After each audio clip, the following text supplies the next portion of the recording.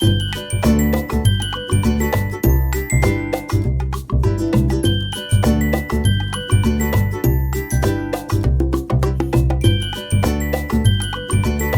Morning, नमस्ते, सत श्री अकाल, आदाब। कैसे हैं आप सब? उम्मीद है अच्छे होंगे। और आज एक की हिट हो गई। जब मैं रिकॉर्डिंग कर रही थी ना, 11 मिनट की रिकॉर्डिंग ऐसे ही डिलीट हो गए। मतलब ऐसे नहीं, कॉल आ गया था एक्चुअली। और मैंने सोचा कि वो सेव हो गई है, मगर वो डिलीट हो गई है। अब मेरे को फिर दोबारा रिकॉर्ड करना पड़ रहा है। कहते हैं ना कि दोबारा फिर वही सेम फील लाना थोड़ा सा मुश्किल होता है। फिर भी ठीक है, चलिए रिकॉर्ड करते हैं और आप सबको सुनाते हैं कि स्टोरी में आखिर हुआ क्या था और क्या क्या चीज़ें हुई थी। तो स्टोरी सुनने के लिए तैयार हो जाइए। आप सबको बताते हैं और सुनाते हैं, क्योंकि मुझे बिल्कुल ही रिकॉर्ड करने का मन नहीं कर रहा, फिर भी मैं रिकॉर्ड कर रही हूँ। जब डिलीट हो जाता है दिमाग ख़राब हो जाता है। चलिए बताते हैं आखिर इस एपिसोड में हुआ क्या था। स्टोरी में सान्या और कंगना दोनों ही सीढ़ियों से जब जाते हैं टेरेस पे देखते हैं कि इतना ज़्यादा सुंदर सा माहौल बना हुआ है, इतना रोमांटिक। एक छोटा सा कैंप लगा हुआ होता है, लाइट्स लगी होती हैं, खुशबू हवाओं में बिखर रही होती है, जो कैंडल के जो सौंधी सौंधी खुशबू जो हवाओं में फैल रही होती है। कुछ रोज़ पेटल्स यूं बिखरे हुए होते हैं, कहीं कहीं पे कैंडल्स जल रहे होते हैं। ये सारी चीज़ें देख के ना सरप्राइज़ हो चुकी होती है, क्योंकि अभी थोड़ी देर पहले उसकी जो मॉम से उसकी बहस हुई होती है, उसकी वजह से उसका दिमाग बिल्कुल ख़राब हो चुका होता है। मगर अभी ये सारी चीज़ें देख के उसकी रूह को सुकून आ रहा होता है। जैसे वो कंगना सानिया की तरफ देखती है, सानिया अपनी आंखों से इशारा करती है कि बेफिक्र होके चिल मारो यार, जो होगा सो देखा जाएगा, अभी जो वक्त है वो तो जी लिया जाए। ऐसा सारा उसको समझ में आता है। वो जैसे देखती है वो खुश सी हो जाती है। सारा उसका दिमाग डिस्टर्ब हुआ होता है वो तुरंत सेटल हो जाता है। जब ऐसे सेटल होता है और उसको इस तरह से खुश होते हुए देखती है, तो उसके मन में एक सवाल आता है कि क्यों ना उस पे एक रोमांटिक सा गाना बजाया जाए और सामने वाले को थोड़ा और स्पेशल फील कराया जाए। स्पेशल फील कराने का बस इतना ही पर्पस होता है, क्योंकि कंगना को लगता है कि वो अच्छे से फाइट नहीं कर रही है, अपने मॉम से अपने दिल की बात कह नहीं पा रही है। बट वो उसको पता होता है, अच्छे से पता होता है कि वो कह रही है और अपनी बातों को समझा रही है, कोशिश कर रही है समझाने की। और शायद वो कोशिश चलता रहेगा। शायद उसकी मॉम उसकी बातों को अभी नहीं समझ रही हैं, तो शायद आने वाले वक्त में समझे उसकी बात को। वो इस उम्मीद में जी रही होती है सान्या। बस किसी भी कीमत पे उसका मूड ख़राब नहीं करना चाहती, वो किसी तरह का स्ट्रेस उसको लेने देना नहीं चाहती, बस उसको खुश देखना चाहती है। कहते हैं ना कि जब हमारा मोहब्बत हमारे आंखों के सामने है, उसके चेहरे पे उदासी हो, तो कहीं न कहीं आपके दिल में भी वो उदासी चुभने लगती है। कुछ ऐसा ही हाल सान्या के साथ हो रहा होता है कि उसकी उदासी कहीं न कहीं कंगना उदासी चुभ रही होती है सान्या को। सान्या कहती है कि अच्छा लगा? कहती कि हाँ, बहुत अच्छा है। मुझे पता नहीं था कि आप ये सब, पर ये हुआ कैसे? तो कहती है कि बताया ना, तुम्हारे भाई ने मुझे हेल्प किया। कहती कि थैंक यू। और ये किसने करवाया? कहती है कि वो मत पूछो, वो नहीं बताऊँगी मैं। तो कहती कि ठीक है, ओके, ओके, मत बता। फिर वो अपने फ़ोन को निकालती है और एक गाना लगाती है। और गाना लगाने के बाद कहती है कि ये मैडम सिर्फ़ आपके लिए और आपके लिए, और ये सिर्फ़ आप ही के लिए है। तो कहती कि ठीक है, मैं दर्शक बन के सुनने के लिए तैयार हूँ, बट एक शर्त है। तो कहती है कि क्या? तो आपको उस पे एक्ट करते हुए गाना पड़ेगा। तो कहते हैं कि ओके, क्या? तो स्टार्ट करूँ? ये देखिए, हाँ, या हमें तुमसे प्यार कितना। तो कहती है यार ये कैसा गाना गा रहे हो? कहती है अच्छा, अच्छा, अच्छा, ठीक है, ठीक है। ना जाने फिर कब कहाँ इकरार हो गया, हम सोचते ही रह गए और प्यार हो गया। कहते हैं कि वाह! क्या बात है! मतलब ऐसा ऐसा गाया कि दिल को छू गया। तो कहते हैं कि धन्यवाद, धन्यवाद। तो कहते हैं कि मेरी तरफ से भी एक है। कहती है कि हाँ, बिल्कुल। कहती है कि दुनिया ने तो कहती है कि नहीं, नहीं ये मेरी लाइन है, मैं ये गाने वाली हूँ। तो कहती है कि अच्छा आप ये गाने वाले हैं, ठीक है आप गा लो। वो जब गाती है वो लाइन कहती है अच्छा ये आप गा रहे हो? तो ठीक है मैं ये गा देती हूँ। तो कहती है कि हाँ। कहती है कि अच्छा क्या गाऊँ? वो सोचने लगती है। सोचने लगती है तो उसको एक गाना सूझता है। कहती है कि गाना आप गाऊँ या कुछ लाइन सुनाऊँ? तो कहती है कि जो इच्छा हो मेरी चाहपना। तो कहती है कि अच्छा जो इच्छा हो वो? तो कहती है कि हाँ, ये लाइन आपके लिए है। तो कहती है कि ठीक है, अर्ज़ किया है। तो कहती है कि इरशाद, इरशाद। ख्वाब और ख्वाहिश, एहसास और आज़माइश। कहती है वाह, वाह, वाह, वाह! तो कहती है कि पूरा तो हो जाने दो यार। तो कहती है अच्छा, अच्छा, ठीक है। मैं मुझे लगा कि पूरा हो गया। तो कहती है कि नहीं, ख्वाब और कहते हैं ना कि बीच में जब कोई बता रहा हो तो नहीं बोलते। तो कहती है अच्छा ठीक है नहीं बोलती। तो कहती है कि आप वो खुशी हो मेरे जो हर रोज़ मैं हर वो लम्हे में तरसी हूँ। हर वो मंदिर, हर वो मस्जिद में हर वो लम्हा भटकी हूँ। कभी चाहा कि कभी तू मेरी चाहत बन जा, कभी चाहा कि तू मेरी चाहत बन जा, मैंने चाहा कभी तू मेरी इबादत बन जा। दुआ किया खुदा से भी और मंदिर भी भटकी थी। दुआ किया खुदा से भी मंदिर भी भटकी थी। आज मेरी मोहब्बत का दीदार हो ऐसे मैंने हज़ारों बार आरज़ू तरसी थी। तो कहती कि वाह, वाह, वाह, वाह, वाह, वाह! तो कहती कि धन्यवाद, धन्यवाद, धन्यवाद। तो कहती कि अच्छा अब मेरी बारी। तो कहती कि हाँ, ठीक है, आपकी बारी। तो कहती कि ये गाना है मोहतरमा मेरी तरफ से आपके लिए ये डेडिकेटेड है। ये शायद मुझे दुनिया में किसी ने समझा नहीं था, पर आपने वो शिद्दत दिखाई मुझे समझने के लिए, वो ज़रूरत की मुझे अपने बाउंड्री से बाहर निकलने के लिए, तो ये आपके लिए है। दुनिया ने ठुकराया है बस तुमने ही अपनाया है। तुम दिल की धड़कन में रहती हो, साँसों में खो जाओ। तो कहती कि बिल्कुल खो जाएँगे। तो वो आके उसके सीने से लिपट जाती है और दोनों के बीच में एक लंबी खामोशी आ जाती है। जब उन दोनों के बीच में ये खामोशी आती है, उन दोनों की रूह, उन दोनों के दिल और जिस्म पहले ही मिल चुके होते हैं, मगर इस वक़्त इस परेशानी भरे माहौल में जब वो दोनों एक दूसरे के करीब होते हैं तो खुद को रोक नहीं पाते हैं। एक दूसरे के लबों को चूमने से, एक दूसरे पे एक दूसरे का प्यार लुटाने से। सान्या उसके फेस को देखते हुए उसके फ़ोरहेड पे किस करती है और फ़ोरहेड पे किस करने के बाद उसके लिप्स को अपने लिप्स में थाम लेती है और ये आरज़ू जताने लगती है कि काश ये वक़्त यहीं थम जाए, बस ये लम्हा यहीं रुक जाए। इस मोहब्बत के इस पैगाम को बस यूँ ही इसी तरह लिखते रहें और कोई मिटाने वाले की कोई गुंजाइश ना हो।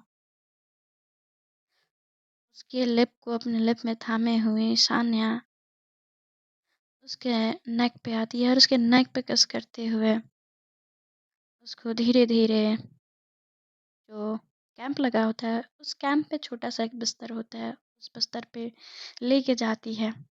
जैसे ही वो लेके जाती है, उन दोनों के बीच में जो उन दोनों के दिल में जो उफ़ान उठ रहा होता है, कहते हैं ना कि समंदर की लहरें बस इस तरह से उस पत्थर को छूना चाहते हैं कि बस उस कंकड़ या पत्थर इस तरह से उसको अपने आप में भिगोना चाहते हैं कि बस पानी के छींटे से वो पत्थर टूट जाए।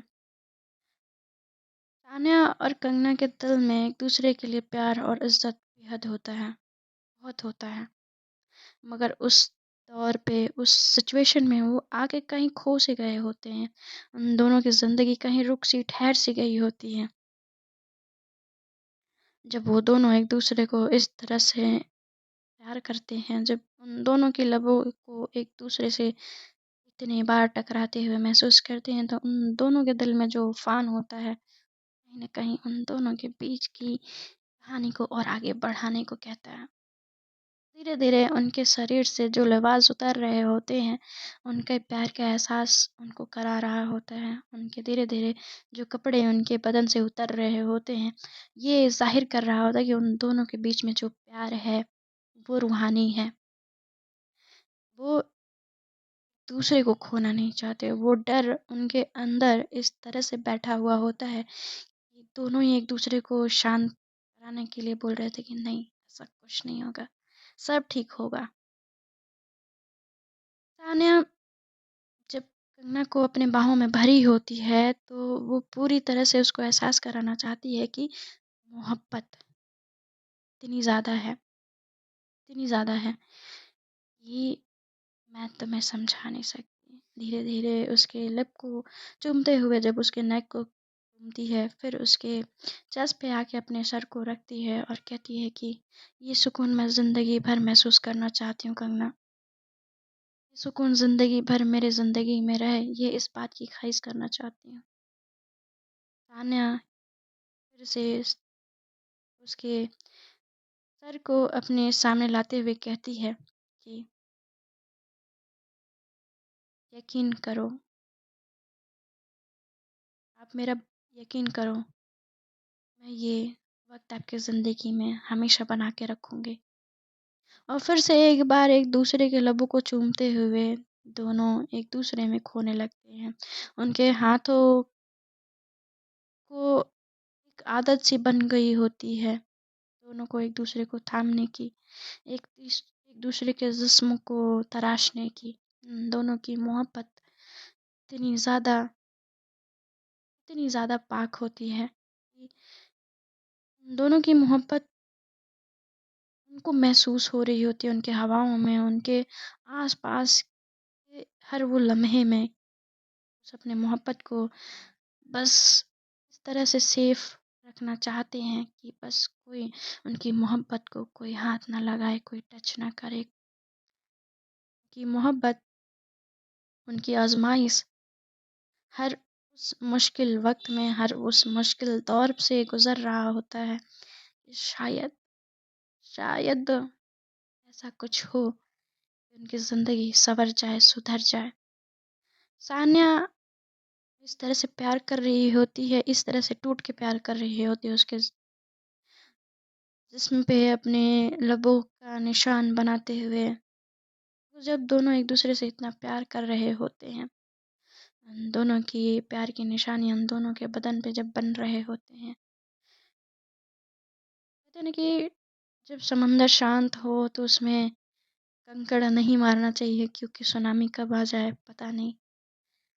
तान्या को भी यही डर होता है कि कहीं वो कंगना को खो ना दे, इसलिए उसका प्यार कहीं न कहीं कंगना के लिए हार्ड और थोड़ा-सा दर्दनाक बन रहा होता है। फिर भी तान्या जिस तरह से उसको प्यार कर रही होती है, कंगना उफ़ तक नहीं करती है और बस उसको प्यार करने देती है क्योंकि वो जानती है कि उससे कहीं ज़्यादा सान्या डरी हुई है कि एक बार अपने प्यार को खो के फिर दोबारा पाना शायद सान्या को ये गँवारा नहीं होता और उसको बेपनाह प्यार करती है, अपने हाथों को उसके बदन से अलग नहीं करती है, बेपनाह प्यार करे जा रही होती है। उन दोनों की प्यार की कहानी उस रात में इस तरह से घूल रही होती है, उस प्यार के एहसास को इस तरह से दूसरे में सँभाल लेना चाहते हैं कि हर वो पल एक-दूसरे के लिए महसूस करना चाह रहे होते हैं। जब इनकी मोहब्बत मुकम्मल होती है और अपने प्यार को इस तरह से जब बढ़ा रहे होते हैं, तो उनकी मोहब्बत इस तरह से जब उन दोनों की साँसों में घुल रही होती है ना, उन दोनों की अलग सी खुशी उनके चेहरे पे दिख रही होती है, उनकी खुशी उनकी साफ-साफ ज़ाहिर हो रही होती है। सान्या कंगना को बस इसी तरह से खुश देखना चाहती है। चाहे जो हो जाए बस उसको दुखी नहीं करना चाहती कंगना को। कंगना अब ये जान चुकी होती है कि चाहे जो हो जाए सान्या का साथ नहीं छोड़ना है। उन दोनों की मोहब्बत एक दूसरे के साथ मुकम्मल होते हुए एक दूसरे को एक दूसरे के बाहों में पाते हुए उन दोनों की बहुत ज़्यादा उनको खुशी हो रही होती है। साथ में वो जल रहे दिए वो पहली बार ऐसा होता है कि वो रोशनी में उनके दो बदन के होता है कि एक बहुत लाजवाब लाइन है कि दो जिस्म और एक जान हो गए ऐसा कुछ उन दोनों के साथ होता है और वो दोनों की रूह एक दूसरे में समा लेते हैं। उनकी मोहब्बत एक दूसरे के लिए एक दूसरे पे हावी हो चुकी होती है। जब वो अपने बदन की खुशबू एक दूसरे में महसूस कर रहे होते हैं और एक दूसरे के बदन पे जब उनके हाथ पड़ रहे होते हैं, वो महसूस कर पा रहे हैं कि ये दोनों ही एक दूसरे के बाहों में महफूज हैं, खुश हैं और वो दोनों साथ रहे तो ही खुश रहेंगे। वो सोच चुके होते हैं कि चाहे अब जो अग्नि परीक्षा देनी पड़े, हम दोनों एक दूसरे का तो साथ नहीं छोड़ने वाले। सानिया कंगना के लिए डिसाइड कर चुकी होती है और कंगना भी सानिया के लिए डिसाइड कर चुकी होती है और उनकी मोहब्बत मुकम्मल होती है। जैसे ही उनकी मोहब्बत मुकम्मल होती है, एक गड़बड़ भी होती है। चलिए वो गड़बड़ बताते हैं क्या होता है। दरवाज़ा जो होता है, जो बंद होता है सीढ़ी का, पे ज़ोर-ज़ोर से नॉक होने लगता है। ये दोनों जल्दी से जल्दी अपने कपड़े पहनते कहते कि इस वक़्त रात के 3 बजे कौन होगा? तो कहते कि पता नहीं, चलो देखते हैं। तो ये दोनों ही कपड़े पहनते हैं, अपने बालों-वालों को ठीक करते हैं। क्योंकि उन दोनों के बीच में उन दोनों की जब रूह एक-दूसरे से टकराई होती है, तो बहुत कुछ उन दोनों के बीच बिखर चुका होता है। जैसे ही कपड़े पहन के ये दरवाज़ा खोलते हैं, तो वहाँ पे उसकी मॉम साक्षात दर्शन देती हैं। तो जैसे ही दर्शन देती हैं, तो कहती हैं कि तुम दोनों यहाँ कब से हो? और मैंने तुम्हें मना किया था ना। जैसे ही वो छत पे एंटर होती हैं, देखती हैं कि जो माहौल होता है ना, बड़ा रोमांटिक होता है। बहुत ज़्यादा रोमांटिक होता है। कहती हैं कि तुम लोग बाज़ नहीं आओगी ना? मैंने तुम्हें समझाया था ना कंगना, हाँ? कि तुम्हें इस लड़की से दूर रहना है और तुमको भी बोला था सान्या। तुम लोगों की हिम्मत कैसी हुई? कहती कि माँ आप प्लीज़ मेरी बात तो सुनिए। इसमें सान्या की कोई गलती नहीं है। तो कहती कि तुम चुप रहो कंगना। मुझे अच्छे से पता है कि किसकी गलती है या नहीं है। तुम्हें मुझे बताने की ज़रूरत नहीं है। ये सारी गलती सारा सब कुछ इस लड़की की वजह से हुए जा रहा है। अगर ये ना होती हमारी ज़िंदगी में तो हमारी ज़िंदगी इस तरह से नर्क ना बनी होती। हमें समझ आ रहा है अगर हमारे फैमिली वालों को पता चला और हमारे समाज में पता चला तो नाक कट जाएगी मेरी और मेरा भाई बिल्कुल बर्दाश्त ही नहीं कर पाएगा। राजीव और रमेश को तो पता ही नहीं है कि तुम दोनों कैसे कैसे गुल खिला रही हो। कहती है कि माँ आप गुस्सा क्यों हो रही हैं? आपको इतनी तकलीफ है हम दोनों से तो हम दोनों चले जाते हैं ना, जाने दीजिए हमें। तो कहती कि ऐसे नहीं जाओगी, चाहोगी तुम मगर ऐसे नहीं। मैं तुम्हारी शादी कराए बिना तो तुम्हें इस लड़के के साथ घूमने नहीं दूंगी। देखिए माँ आपका दिमाग खराब हो चुका है और मैं आपको और नहीं समझा सकती। सानिया का हाथ पकड़ती है और हाथ पकड़ के वो नीचे सीढ़ी से उतर जाती है और कहती कि पता नहीं माँ को हो क्या गया है। सानिया आप एक काम कर लो, हम लोग यहाँ से चलते हैं, हम लोग नहीं रुक सकते यहाँ पे। प्लीज़ आप हमारी टिकट बुक करिए, हम लोग वापस घर चलते हैं। सानिया को ऐसे जिद पकड़ते हुए कंगना ने पहली बार तो नहीं देखा होता है क्योंकि वो काफ़ी दफ़ा ऐसी ऐसे ज़िद कर चुकी होती है जिससे उसको इस बात की हैरानी नहीं होती है। सानिया को इस बात के लिए मनाना बहुत मुश्किल होता है। कंगना कहती है कि प्लीज़ आप यहाँ से चलें, हम भी यहाँ नहीं रहना चाहते। कहती है कि ठीक है नहीं रहना चाहती हो, ठीक है हम चले जाएंगे पर इस तरह से नहीं कंगना। अगर हम चले गए तो हमारे घर वाले या तुम्हारे मामा मामी तुम्हारे कज़न्स तुम्हारे बारे में क्या सोचेंगे और मैं नहीं चाहती कि मेरी बीवी के बारे में कोई गलत सोचे या उस पर उंगली उठाए। और तुम्हारी मॉम को लगता है कि मैं उससे बेहतर नहीं हूँ आदित्य से। मैं उनसे बेहतर बन के दिखाऊंगी। आप देखना। और मेरी जान प्लीज़ आप थोड़ा शांत रहें और मेरी बातों को बड़े गौर से सुनिए। आप जब भी हम पे भरोसा जताई हैं, हमने आपको कभी निराश नहीं किया है। सानिया जब सुनती है ना, सुनाती है अपनी दिल की बात, अपने जज़्बात को सुनाती है। कहती कि आप चिंता बिल्कुल ना करें। सानिया इस तरह से बात करते हुए देख के कंगना के दिल में फिर से एक उम्मीद जल उठती है और कहती कि शायद सानिया सही कह रही है, मुझे इस तरह से जाना नहीं चाहिए। फिर कहती कि सो जाओ आप वहाँ पर जाके, मैं यहाँ सोती हूँ। वो सोफ़ा पे बैठ जाती है और वो बेड पे। दोनों एक दूसरे की नज़रों में झांक रहे होते हैं। उनके जहन में सवाल तो होते हैं, मगर एक दूसरे को इस तरह से तड़पते हुए देख के बहुत ही तरस आ रहा होता है। कहते कि सामने हमारा यार, हमारा प्यार, हमारा हमदर्द सामने हो और हम उसको छू ना पाए तो कितनी तकलीफ होती है। दिल में वो चुभन, वो कांटा धीरे धीरे धीरे धीरे चुभता रहता है। सान्या इस बात को समझ चुकी होती है कि इसकी सासू माँ तो ऐसे नहीं समझेंगे। अब उसको कुछ तो ऐसा करना पड़ेगा जिससे कि उनको एक्सेप्ट करना ही पड़े। पर क्या, वो सोच रही होती है। कंगना धमकी दे चुकी होती है कि अगर वो नहीं मानती हैं, वो घर छोड़ के चली जाएगी। मगर इस धमकी का कितना असर हुआ होता है सालू जी पे, बिल्कुल हाँ या ना। कहते हैं ना कि तकलीफ उन दोनों के अंदर तो होती है, मगर बस वो उस वक्त वो चुप रहते हैं, खुद को समझाने की कोशिश कर रहे होते हैं। सान्या अब कुछ कहना नहीं चाहती, कुछ समझना नहीं चाहती, तो बस उतना ही रहने देते हैं। मोहब्बत उनकी होता है ना कि एक लेवल ऊपर जा चुकी होती है। दोनों एक दूसरे से अलग नहीं होना चाहते हैं। उनकी मोहब्बत उन तक सिमट के रह जाए, वो ऐसा भी नहीं चाहते। फिर सान्या ऐसे लेटे लेटे सोचते सोचते वो सो जाती है। तब तक शालू जी आती हैं और देखती हैं कि दोनों सो गए हैं, वो भी सोती हैं।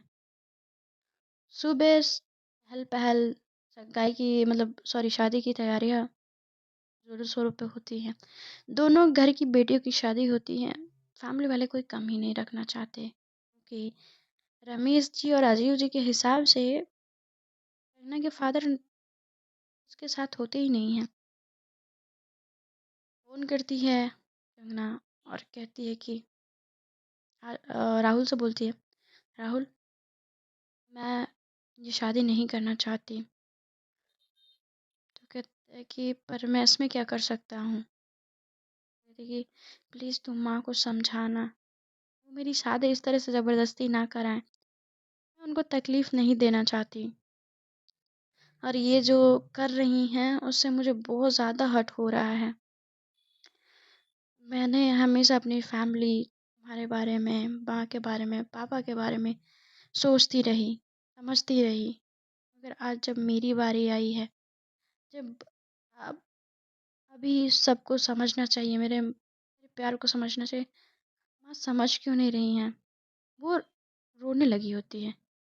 प्लीज़ राहुल, माँ को समझा लो। नहीं मैं कुछ कहते कि नहीं तुम ऐसा कुछ नहीं करोगी। कहती कि प्लीज़ समझा लो। मैं धीरे धीरे टूट रही हूँ। मेरी 5 दिन में शादी है। मैं तुम्हें समझा नहीं सकती, मुझे बहुत ज़्यादा डर लग रहा है। मैं शानिया से अलग नहीं रह सकती। पहले मैं उससे नफ़रत करती थी, मुझे उससे प्यार नहीं था, मगर अब मुझे उससे प्यार है और बेहद है। माँ की इज़्ज़त मुझे कहीं अलग ना कर दे और माँ को मैं इस तरह से टूटते हुए नहीं देखना चाहती। जब वो ऐसे गिड़गिड़ा के राहुल से वो कह रही होती है, दरवाज़े पे सान्या सुन रही होती है, तब उसको ये बात समझ में आती है कि राहुल ने उसको ये लिंक अंश को बचाने का क्यों दिया था। कहते कि अच्छा, तो राहुल से कंगना ने कहा था। फिर राहुल से वो बात कर रही होती है, जैसे ही सान्या रूम में एंटर करती है, राहुल का फ़ोन कंगना रख देती है। कहती कि आप, वो अपने आंसू को साफ करती है, कहती कि ना क्यों रो रही हो? मैंने बोला था ना, थोड़ा सा भरोसा रखो मुझ पे। वो आती है, उसको बहुत टाइट हग करती है। ये उसको इतना टाइट हग करती है कि उन दोनों के बीच में थोड़ा-सा भी डिफ़रेंस नहीं होता है। कहती है कि भरोसा है ना मुझ पे? कि हाँ, है। धीरे-धीरे शादी की तैयारियाँ होने लगी होती हैं। धीरे-धीरे 1 दिन, 2 दिन करके वक़्त बीत रहा होता है और फाइनली वो डे आ जाता है, जिस दिन शादी होती है। जिस दिन शादी होती है, तो सब शादियों में, तैयारियों में बिज़ी होते हैं। केटर्स, फूलमाला, मंडप, पंडित, 2 मंडप लगे हुए होते हैं, तैयारियाँ हो रही होती हैं ज़ोरों-शोरों से और सब इंतज़ार कर रहे होते हैं। किसका? दुल्हन का। दुल्हन का है, तो बस ये सोचा जा रहा होता है कि अभी तो फूल माला तैयारी सब हो चुका होता है। पंडित जी कहते हैं कि अरे जज़मान, अ, सारे सामान में तो वो है ही नहीं। तो कहते हैं कि क्या नहीं है पंडित जी? अरे सुपारी और पान नहीं है, जल्दी लेके आइए। जैसे ही सारी तैयारियाँ हो रही होती हैं, कंगना वो ब्यूटीशियन रेडी कर रही होती है। उसके मेकअप वगैरह हो चुका होता है, लाल चुनरी और उसका रेड ही उसका लहंगा होता है। उसने वो जो लहंगा जो खरीदा होता है शान्या ने, वो लहंगा उसने नहीं पहना होता है। पता नहीं उसको क्या होता है कि फिर वो लहंगा जो शान्या ने खरीदा होता है वो लहंगा पहन लेती है दोबारा, वो चेंज करके। उसकी मेकअप आर्टिस्ट जो मेकअप के लिए आई होती है, वो पूछती है कि आप सडन कैसे आपका मेकअप इससे एकदम मैच नहीं होगा। तो कहती है कि मुझे वो सब नहीं पता, आप प्लीज़। तो क्योंकि वो टाइम वेस्ट करना चाहती है। वो वहाँ पे 2 बार ऑलरेडी आके पूछ चुके होते हैं, क्या तैयार है? दुल्हन क्या तैयार है? सब पूछ चुके होते हैं, मगर वो जानबूझ के टाइम लगा रही होती है। इधर सान्या और उसकी मॉम शालू जी आमने-सामने होते हैं। वहाँ के मेहमान अगल-बगल से आ रहे हो जा रहे होते हैं। सान्या उनके सामने खड़ी होके कहती है कि आंटी आप ये सब क्यों कर रही हैं? क्या मिलेगा आपको ये सब करके? तो कहती कि तुम्हारा गुरूर टूटेगा और ख़ासकर तुम्हारा ये रिश्ता तुम दोनों का मुझे पसंद नहीं है। एक लड़की और एक लड़के में ही रिश्ते होते हुए आ रहे हैं और ये सदियों से चलते हुए आ रहे हैं। तुम दोनों प्रकृति के खिलाफ हो और ये हो ही नहीं सकता। मुझे अपनी बेटी की घर गृहस्थी बसी हुई चाहिए, ना कि तुम्हारे साथ उसकी गृहस्थी उजड़ती हुई। मैं इस तरह से अपनी बेटी को, देखिए कैसे आपको पता है कि आदित्य से शादी करके वो खुश ही रहेगी, उसको कोई तकलीफ नहीं होगी। कहती है कि बस मुझे पता है और मेरी ज़िद है, मैं ये करके रहूँगी।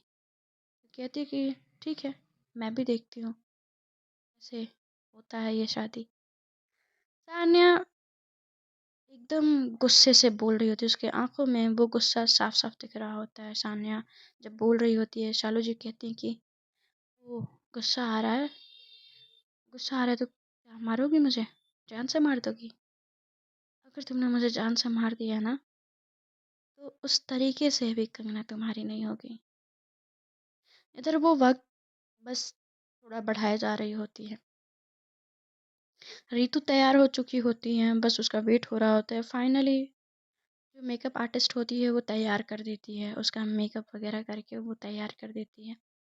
फिर दोनों का एक का लहंगा जो होता है रेड में होता है और एक का जो लहंगा होता है लाइट ग्रीन में होता है, लाइट ग्रीन में। वो काफ़ी सुंदर दिख रहा होता है।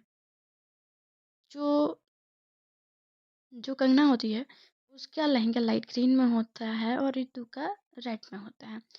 दोनों ही बारी-बारी से जब सीढ़ियों से उतर रहे होते हैं, तो दोनों को देख के उनकी माँ भावुक हो जाती हैं। जब वो भावुक होते हैं ना, दोनों आते हैं अपनी बेटियों की बलैया उतारते हुए, अपने हाथों को अपने सर तक टिका के फोड़ते हुए कहती हैं कि किसी की नज़र ना लगे मेरी बेटी को। कंगना बिल्कुल खुश नहीं होती, उसके चेहरे से उदासी साफ-साफ पता चल रही होती है। जब उदासी उसके चेहरे से साफ-साफ पता चल रही होती है, तो कहती है, "शालू जी, तुम्हारी खुशी के लिए मैं ये सब कर रही हूँ कंगना। तुम वहाँ पे नहीं खुश हो, मुझे पता है तुम्हारी बेइज़्ज़ती, तुम्हारी इज़्ज़त, तुम्हारे साथ साथ निभाना और ये आदित्य तुम्हारे हर वो वक़्त में साथ देगा जिस वक़्त में होना चाहिए, साथ होना चाहिए तुम दोनों को। और एक दिन तुम कहोगे कि तुम्हारी माँ ने ये सही कहा था। कंगना अपनी माँ की तरफ देखते हुए उनके बातों को नकारते हुए आगे बढ़ जाती है। जब वो आगे चली जाती है, वो साथ में दूल्हे के साथ बैठ जाती है। दूल्हे के साथ जब वो बैठती है और शालू जी खुश होती हैं कि ये शादी रुकने से रही, शादी तो होके रहेगी। शादी में मंत्र पढ़े जा रहे होते हैं। फेरे के लिए वर वधु को खड़ा किया जाता है। पंडित जी अपना मंत्र पढ़े जा रहे होते हैं। मंत्र पढ़ते हुए कहते हैं कि आप दोनों फेरे के लिए खड़े हो जाइए। फेरे के लिए खड़े हो जाते हैं, फिर फेरे पूरे होते हैं, फिर कहते हैं कि अपनी बेटी का कन्यादान करें। कन्यादान हो जाता है। कन्यादान करने के बाद उसके बाद से ये कहते हैं कि जो ज़ेवरात और जो फल फ्रूट आया है उसको लाके रखा जाए मंडप में। तो वो सारी चीज़ें जाती हैं, उस पे पूजा जो होती है वो होता है। फिर उसके बाद से सिंदूर दान करने का वक़्त आता है, सिंदूर लगाने का वक़्त आता है। सिंदूर भी लग जाता है, फिर पंडित जी कहते हैं मंगलसूत्र दोनों वर-वधू अपने-अपने वधू को पहनाएँ। ये सारी विधियाँ हो जाती हैं और अब वो कहीं न कहीं शालू जी के दिल को ठंडक आ चुकी होती है। उनका दिल अब थोड़ा शांत हो चुका था कि अब तो शादी होगी, अब तो कुछ नहीं हो पाएगा, शान कुछ नहीं कर पाएगी। अब वो जाती हैं, जैसे ही जाती हैं, जो स्टोर रूम का दरवाज़ा होता है, जो स्टोर रूम का दरवाज़ा होता है, वो जाके उसको खोलती हैं। जब वो खोलती हैं, खोलने के बाद उनका जो रिएक्शन होता है, वो हम अगले एपिसोड में सुनेंगे गाइस। तो बने रहिए स्टोरी के साथ और सुनते रहिए मुकद्दर का सिकंदर। और आप सबको पता ही है कि मैं जब स्टोरी सुनाती हूँ, तो कोशिश करती हूँ कि और बेहतर कर पाऊँ। और अभी जितना कर पाई हूँ आप सबके लिए, उम्मीद है वो सारी चीज़ें आपको पसंद आई होंगी। तो अभी के लिए हाँ यार, मैं थोड़ा-सा आप सबसे रिक्वेस्ट करना चाहूँगी दिल से, मेरे सभी सब्सक्राइबर, यूट्यूब फैमिली को कि प्लीज़ सपोर्ट, प्लीज़। मैं इतना ही बोल सकती हूँ, इसके आगे मैं आप सबको कोई वर्ड्स नहीं बता सकती। अभी आप सबके सपोर्ट की मुझे बहुत ज़्यादा ज़रूरत है। Please share and subscribe, bell icon को प्रेस कर दें और स्टोरी अच्छी लगे तो भाई कमेंट बॉक्स में एक प्यारा सा कमेंट भी कर दें।